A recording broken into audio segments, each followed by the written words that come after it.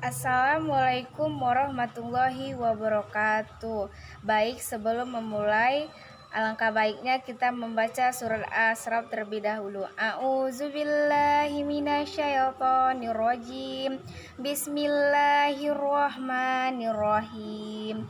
Ya ayyuhallazina amanu hal adulukum ala tizaratin tunjikum man azabin alim. Tu'minuna billahi wa rasulihi wa tujahiduna fi sabilillahi ya bi amwalikum wa anfusikum zalikum khairul lakum in kuntum ta'lamun. Sadaqallahul azim. Baik, perkenalkan nama saya Nur Aminah, NPM 2014342226, kelas 3P jurusan PGSD. Nah, di sini saya dari kelompok 6 akan membawakan materi yang berjudul listrik. Nah, pengertian listrik. Listrik adalah rangkaian fenomena fisika yang berhubungan dengan kehadiran dan aliran muatan listrik. Listrik menimbulkan berbagai macam efek yang telah umum diketahui seperti petir listrik, statis, induksi elektromagnetik, dan arus listrik. Adanya listrik juga bisa menimbulkan dan menerima radiasi elektromagnetik seperti gelombang radio. Nah, jenis-jenis listrik terbagi menjadi dua, yaitu listrik statis dan listrik dinamis. Assalamualaikum warahmatullahi wabarakatuh. Perkenalkan, nama saya Atika Ilma Siregar, NPM 2014344001, berasal dari kelas 3V PGSD. Nah, di sini saya akan melanjutkan pembacaan materi dari teman saya, yaitu Nur Aminah. Nah, jenis-jenis listrik terbagi dua, yaitu listrik statis dan listrik dinamis. Sekarang kita akan membaca listrik statis. Listrik statis atau dalam bahasa Inggris disebut electrostatics adalah ilmu yang mempelajari pengumpulan muatan listrik dan sifat-sifatnya pada suatu benda. Listrik statis adalah kumpulan muatan listrik dalam jumlah tertentu yang tetap, atau itulah yang disebut statis. Ketidakseimbangan muatan listrik di dalam atau permukaan benda. Muatan listrik akan tetap ada sampai benda kehilangan dengan cara sebuah arus listrik melepaskan muatan listrik. Listrik statis berkaitan dengan gejala kelistrikan yang diam atau tidak mengalir. Listrik statis tidak dapat mengalir dari suatu tempat ke tempat yang lain, melainkan hanya menyala sekejap di satu tempat. Jadi, listrik statis tidak dapat menghasilkan arus listrik. Contoh dari listrik statis yaitu, di situ ada gambar petir. Di situ terbentuknya petir saat hujan ketika mendung dan akan hujan, kumpulan awan membentuk awan besar yang mengandung air sehingga terjadi pergesekan antara awan satu dengan lainnya.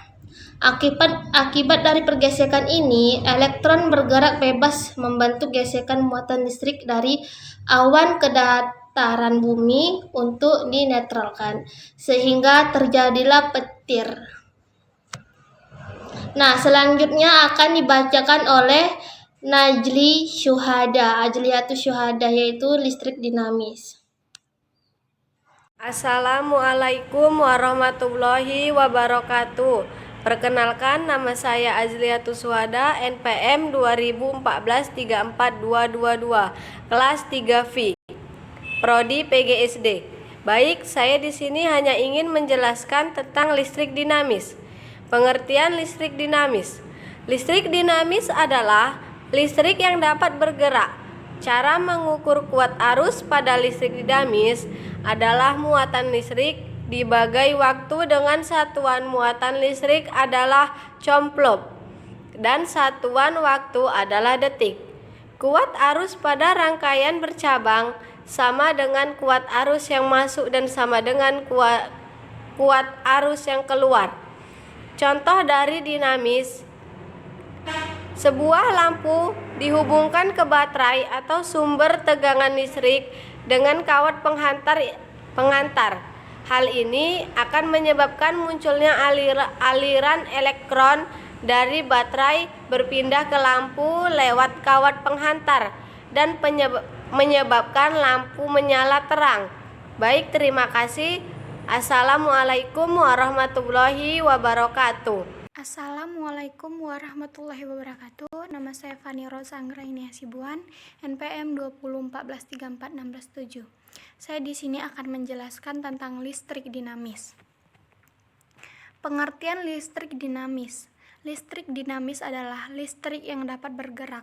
Cara mengukur kuat arus pada listrik dinamis adalah muatan listrik dibagi waktu dengan satuan muatan listrik adalah coulomb dan satuan waktu adalah detik. Kuat arus pada rangkaian bercabang sama dengan kuat arus yang masuk dan sama dengan kuat arus yang keluar. Contoh dari listrik dinamis: sebuah lampu dihubungkan ke baterai, sumber tegangan listrik, dengan kawat penghantar. Hal ini akan menyebabkan munculnya aliran elektron dari baterai berpindah ke lampu lewat kawat penghantar dan menyebabkan lampu menyala terang. Konduktor dan isolator panas. Berdasarkan sifat benda dalam menghantarkan panas, benda dapat dikelompokkan menjadi dua macam, yaitu konduktor dan isolator. Yang pertama, benda konduktor panas adalah benda yang dapat menghantarkan panas dengan baik. Benda ini juga terkena panas pada salah satu bagian, maka panas akan diteruskan ke bagian yang lain.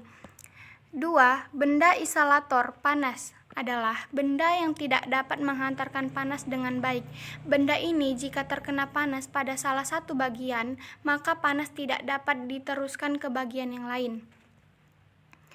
Contoh benda konduktor yaitu panci, wajan. Kedua benda ini merupakan benda yang biasanya terbuat dari logam. Hal ini disebabkan karena logam dapat menghantarkan panas yang berasal dari api ke minyak, makanan atau air yang sedang dimasak. Contoh benda isolator. Benda yang bersifat isolator adalah benda yang tidak dapat menghantarkan panas. Contoh benda isolator: gagang panci, gagang wajan, gagang setrika. Ketiga benda ini biasanya terbuat dari kayu dan plastik. Kayu dan plastik memiliki sifat lambat menghantarkan panas. Semikonduktor. Pengertian semikonduktor. Semikonduktor adalah sebuah bahan dengan konduktivitas listrik yang berada di antara isolator dan konduktor. Semikonduktor merupakan material zat padat yang memiliki harga resistivitas antara 10/5 dikurang 10/5 cm.